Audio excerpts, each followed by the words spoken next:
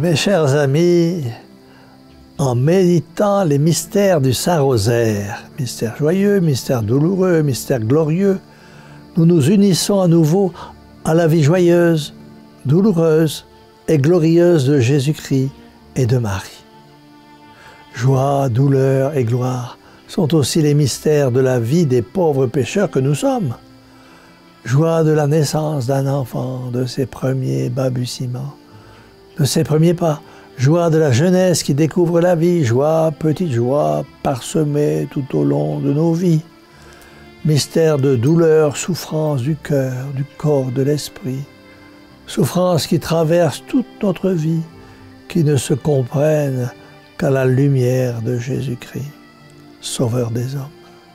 Mystère de gloire et de bonheur, bonheur de se trouver, de se retrouver, bonheur de s'aimer, bonheur de vivre ensemble, et gloire de partager l'éternité bienheureuse, après une vie bien remplie, parsemée de joie, de douleur et de bonheur. En méditant ces mystères du Saint-Rosaire, mes chers amis, nous avons de quoi réfléchir et d'unir nos vies à celles de Jésus, de Marie et de Joseph. Il n'y a rien de mieux pour un chrétien que de vivre sa vie unie dans la joie, dans la douleur, ou dans le bonheur, dans l'union la plus intime possible avec Jésus, avec Marie, avec Joseph.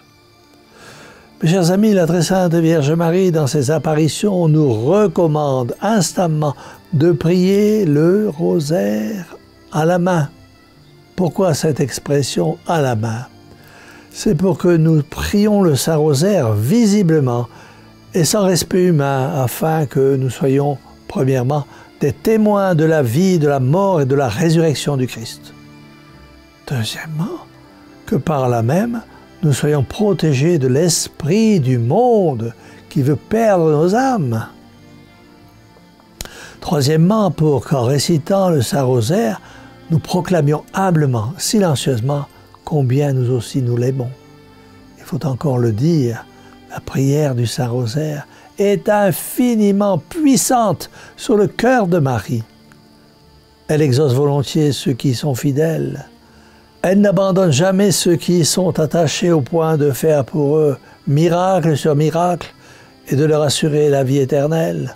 On peut dire que le Saint-Rosaire plaît au cœur de Dieu, qu'il fléchit sa justice, qu'il attire sa miséricorde. On peut dire aussi que le Saint-Rosaire est la prière des prédestinés, que le Saint-Rosaire est la prière des humbles, des pauvres, de tous ceux qui souffrent dans leur cœur ou dans leur corps. Le Saint-Rosaire, c'est la prière qui console le cœur de notre Mère du ciel et qui l'a fait nous regarder avec un regard d'amour et éclairer son visage d'un sourire de tendresse tellement maternel. Mes chers amis, je vous conseille fortement, pour votre bien dès ici-bas, et pour préparer votre éternité, la fidélité au Saint-Rosaire, ou tout au moins, la fidélité chaque jour au chapelet, si vous ne pouvez faire plus.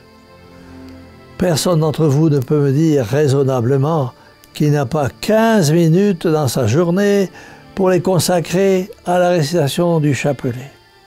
Combien de temps perdons-nous dans nos journées, mes amis, et surtout devant la télévision ou l'Internet, qui sont de si mauvais conseillers. Il y a quelques décennies encore, quand la télévision ni l'Internet avaient envahi tous les foyers, toute la société, les familles se réunissaient encore pour la prière du soir et certaines pour la récitation du chapelet. Désormais, nous constatons avec grande tristesse qu'au détriment des âmes, la télévision et l'Internet ont pris la place de la prière, de cette prière qui est indispensable et même qui est vitale pour régénérer nos âmes et assurer notre vie éternelle.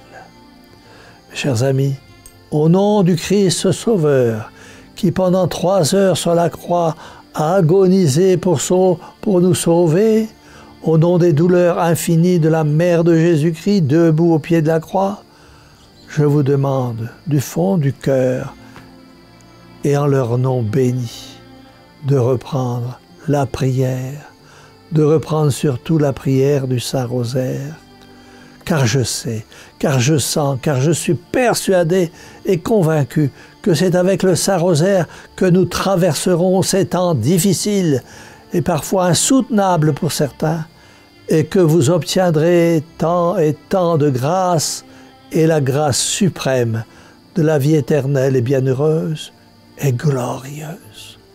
C'est pourquoi tous ensemble, élevons nos âmes vers le ciel et disons: Ô Marie, Mère au cœur douloureux et immaculé, sauvez-nous.